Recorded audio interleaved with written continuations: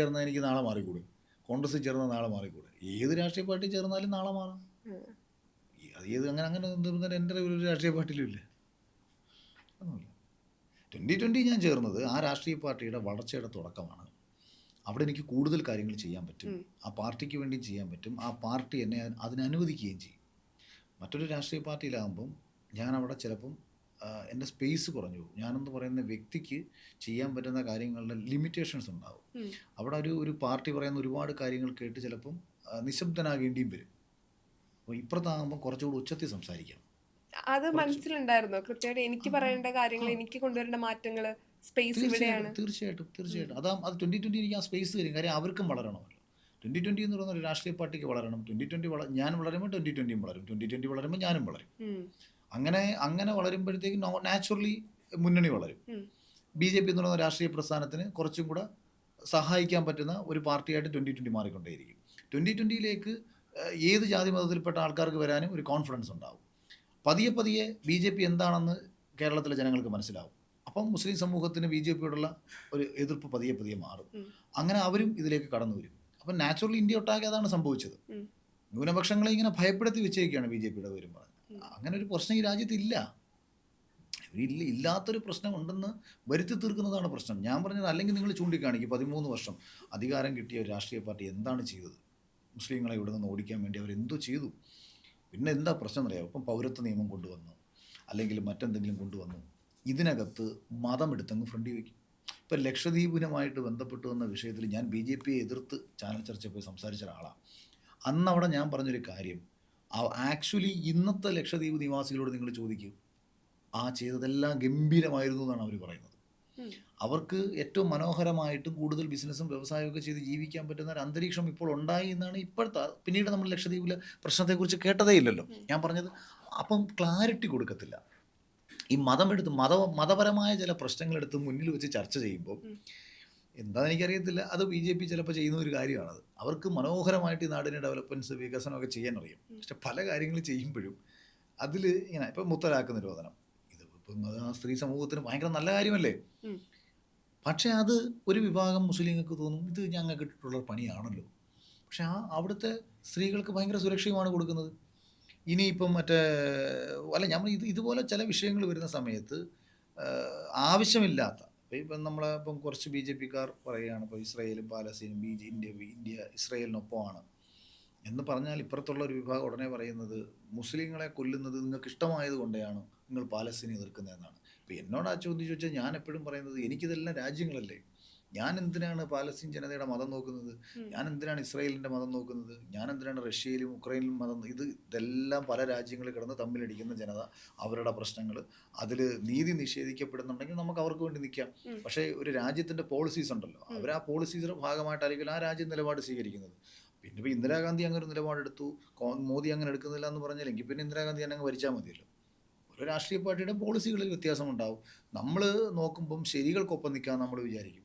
എനിക്ക് പാലസ്തീനിൽ കിടക്കുന്ന ഒരാൾക്ക് വേണ്ടി സംസാരിക്കുന്നതിനെക്കാട്ടി എനിക്ക് ഏറ്റവും സന്തോഷം എൻ്റെ നാട്ടിൽ എനിക്കറിയാവുന്ന ഒരു മുസ്ലിം സമൂഹത്തിൽപ്പെട്ട ഒരുവനൊരു ആപത്ത് പറ്റിക്കഴിഞ്ഞാൽ അവൻ്റെ വീട്ടിൽ പോയി അവനെ സഹായിക്കുക എന്നുള്ളതാണ്. അതിനാണ് ഞാൻ ഇമ്പോർട്ടൻസ് കൊടുക്കുന്നത്. ഞാൻ ആ ഒരു കുടുംബത്തെ ഞാൻ ചേർത്ത് പിടിക്കുമ്പോഴാണ് ഞാൻ ഇപ്പുറത്ത് പാലസ്തീനെതിരെ പറഞ്ഞെന്നും പറഞ്ഞുകൊണ്ട് എനിക്ക് ഒരു മറ്റുള്ളവൻ എന്നെ തെറി വിളിക്കുന്നത്. നമ്മളെപ്പോഴും നമ്മുടെ നാട്ടിലുള്ളവർക്കും നമ്മുടെ ചുറ്റുവട്ടത്തുള്ളവർക്കും നമ്മൾ കാണുന്നവർക്കും ഒക്കെ പ്രാധാന്യം കൊടുത്ത് നമ്മൾ ജീവിക്കും. ഇവിടെ കേരളത്തിൽ ഏതെങ്കിലും ഒരു BJP നേതാവോ RSSൻ്റെ നേതാവോ ഏതെങ്കിലും ഒരു ഹോട്ടലിൽ കയറിയിട്ട് ഇവിടെ ആരുടെ ബീഫ് വിളമ്പുന്നത് എന്ന് പറഞ്ഞൊരു പ്രശ്നം ഉണ്ടാക്കി നിങ്ങൾ നാളിതുവരെ കേട്ടിട്ടുണ്ട്? ബീഫ് കഴിക്കുന്ന പ്രത്യേകിച്ച് പോത്ത് കഴിക്കുന്ന എത്രയോ BJPക്കാരുണ്ട്.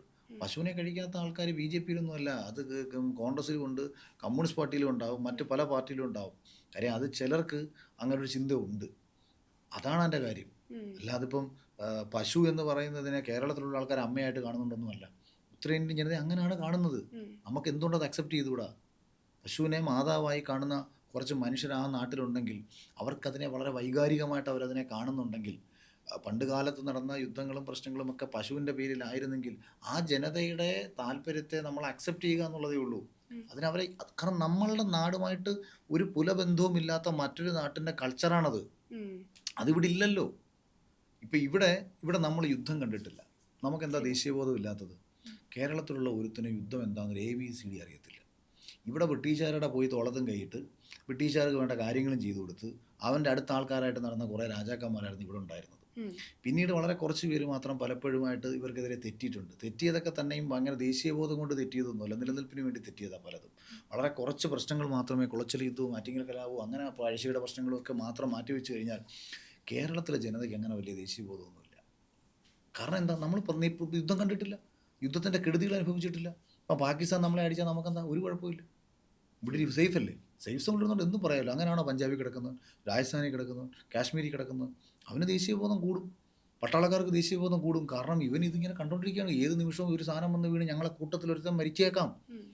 ഇത് മരണങ്ങൾ കണ്ടു, തോളത്ത് കൈയിട്ട് ഒപ്പം ട്രെയിനിങ് നടത്തിപ്പോയ ഒരു പട്ടാളക്കാരൻ ചിലപ്പം നാളെ ചേതനയേറ്റ ശരീരവുമായിട്ട് തൻ്റെ കൺമുന്നിലായിരിക്കും ചിലപ്പം വെടികൊണ്ട് വീഴുന്നത്. അപ്പോൾ ഇത് കാണുന്ന ഒരു സൈനികന് അവന് ദേശീയബോധം ഉണ്ടാവും. അപ്പോൾ ആ സൈനികൻ നാട്ടിൽ വന്നിരുന്നിട്ട് താൻ ചെയ്ത യുദ്ധത്തിൻ്റെ എന്തെങ്കിലും ഒരു കാര്യം പറഞ്ഞാൽ തള്ളാതെ എണീച്ച് പോടേ എന്ന് പറയുന്നവനാണ് മലയാളി. കാര്യം ഇവന് ചിന്തിക്കാൻ പോലും പറ്റുന്നില്ല ഇയാൾ ആ അതിർത്തിയിൽ എങ്ങനെ കഴിയുന്നെന്നുള്ള കാര്യം. -ഡിഗ്രിയിൽ ഇവൻ കിടന്ന് രാജ്യസേവനം ചെയ്തിട്ടായിരിക്കും ചിലപ്പോൾ ഇവൻ വന്ന് പറയുന്നത്, എടാ അങ്ങനെ മലയിടുക്കി ഞങ്ങൾ അങ്ങനെ പോയപ്പോൾ ഇങ്ങനൊരു സംഭവം ഉണ്ടായി, അല്ലെങ്കിൽ ഞങ്ങളെ കൂട്ടത്തിലുള്ള ഒരാളുടെ തല പാകിസ്ഥാനിൽ നിന്ന് അറുത്തോണ്ട് പോയി, ഞാനൊക്കെ വെടിയുണ്ട കിടയിൽ നിന്ന് രക്ഷപ്പെട്ടത് കഷ്ടിച്ചാണെന്നൊക്കെ പറയുമ്പോഴത്തേക്ക് എൻ്റെ പൊന്നളിയ അളിയനൊന്ന് തള്ളായത് എളിയ. അതായത് ഒരുത്തൻ ചെയ്തെന്ന് പറയുന്ന കാര്യം ഇവന് ജീവിതകാലത്ത് ഇവന് ചെയ്യാൻ പറ്റത്തില്ല, മറ്റൊരുവന് അവൻ അതിന് തള്ളെന്നങ്ങ് പറഞ്ഞിരിക്കുകയാണ്. അതാണ് നിങ്ങൾ എന്തെടുത്തു നോക്കൂ, സോഷ്യൽ മീഡിയയിൽ സക്സസ്ഫുൾ ആയിട്ടുള്ള പല മനുഷ്യർ പറയുന്ന അവരുടെ ഇൻ്റർവ്യൂസിൻ്റെ അടിയിൽ വരുന്ന കമൻസ് നിങ്ങൾ നോക്കൂ, എന്തൊരു തള്ളാടേ. മേജർ രവിയെ പറ്റി എന്തെല്ലാം ആക്ഷേപങ്ങളാണ്. അയാൾ ഇന്ത്യയുടെ വൺ ഓഫ് ദ ബെസ്റ്റ് മേജറാണ്, നല്ലൊരു മിലിറ്ററി ഓഫീസറാണ് പുള്ളി. പുള്ളിയെ വന്നിരുന്നിട്ട് പട്ടാളത്തിൽ പൊറോട്ട അടിക്കുന്ന ആളാണെന്നും പറഞ്ഞുകൊണ്ടാണ് ഇവിടെ കുറേ എണ്ണം കമൻ്റ് അടിക്കുന്നത്. ഞാൻ ഫോട്ടോസ് കണ്ടിട്ടുണ്ട്, മേജർ ചോരയിൽ കുളിച്ച് രാജീവ് ഗാന്ധി അസാസിനേഷൻ വധത്തിന് ശേഷം ഇരിക്കുന്ന തോക്കുമായിട്ട് അദ്ദേഹത്തിൻ്റെ ബോഡി മൊത്തം ചോരയാണ്. ആ ഫോട്ടോസ് അദ്ദേഹത്തിൻ്റെ വീട്ടിൽ പഴയ ഫോട്ടോ ഞാൻ കണ്ടിട്ടുണ്ട്. ഇതെന്ത് കുഴപ്പമെന്ന് പറഞ്ഞാൽ പുള്ളി ഇത് വന്ന് ഈ പറഞ്ഞ മേജർ മഹാദേവൻ, അത് സിനിമയിൽ മോഹൻലാലാണെങ്കിൽ ജീവിതത്തിൽ മേജർ രവിയാണ്. AK രവീന്ദ്രൻ എന്ന് പറയുന്ന പട്ടാളക്കാരൻ്റെ ജീവിതമാണ് മേജർ മഹാദേവനിലൂടെ നമ്മൾ കാണുന്നത്. സിനിമയ്ക്ക് വേണ്ട കുറച്ച് ഒരു പൊടിപ്പും തങ്ങലും ഒക്കെ അതിനകത്ത് കൊടുത്തിട്ടുണ്ട്, അത്രേ ഉള്ളൂ. പക്ഷെ നമുക്ക് പുള്ളി എന്ത് പറഞ്ഞാലും പുച്ഛമാണ്. ഇതാണ് ഇവിടെ നാടിൻ്റെ ഒരു കുഴപ്പം. ഇതിപ്പോൾ നേരത്തെ പറഞ്ഞ പോലെ ഒരു രാഷ്ട്രീയ പാർട്ടി ഇപ്പോൾ വ്യക്തി എന്ന നിലയിൽ ഇഷ്ടമായിരിക്കും, പക്ഷെ അവരുടെ രാഷ്ട്രീയ താല്പര്യങ്ങൾ അനുസരിച്ച് ആളുകൾക്ക് അവരോട് തോന്നുന്ന താല്പര്യവും ഇഷ്ടവും കുറയാറുണ്ട്. അതെങ്ങനെയാ കാണുക? ഇപ്പം ഈ രാഷ്ട്രീയം വ്യക്തിയും സ്വഭാവം രണ്ടും രണ്ടാണല്ലോ. അതെപ്പോഴും ഇപ്പം താങ്കളും ഇപ്പം ആ മേഖലയിൽ പോകുമ്പോൾ എങ്ങനെയാ അത് കാണാം? ഇപ്പം അതായത് ഇപ്പം നീ പറയാണ് ഇന്ന പാർട്ടി ഇന്ന ആൾക്കാർ കൊള്ളാം, ഇന്ന ആൾക്കാർ കൊള്ളത്തില്ല, ആ പാർട്ടിയിൽ ഇന്ന കക്ഷി മത്സരിച്ചിരുന്നെങ്കിൽ കുറച്ചും കൂടെ നല്ലതായിരുന്നു എന്ന് നമ്മളൊക്കെ ഇങ്ങനെ പറയാറുണ്ടല്ലോ. എന്തുകൊണ്ട് ഈ ചിന്ത